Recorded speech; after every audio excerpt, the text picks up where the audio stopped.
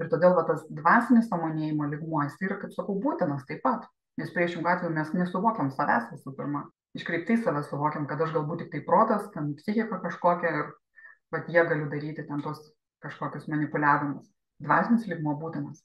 Bet kaip sakau, jis ne vienintelis, nes turite išmokti įvaldyti ir tą pačią psichinę energiją. Todėl nesakau, kad tai blogai, nes nieko apskritai nėra nei gerai, nei blogai. Žiūrint, kaip mes tai naudojame, va čia yra pagrindinis dalykas, ar ne, kokiais motyvais, kokiais tikslais mes tai naudojame.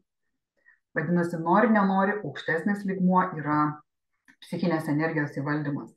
Dėl ko dabar tai yra ant bangos?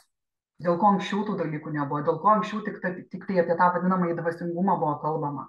Apie tą vadinamąjį širdies atvėrimą ten kažkokį tai, ar ne? Apie tą jau, kad ir religinius kažkokius tai dalykus. Apie mokymą manipuliuoti psichinę energiją nieks nemokino, nes tiesiog nesusitvarkius su šito lygmeniu, tu iškreiptai panaudosi ir tą savo psichinę energiją.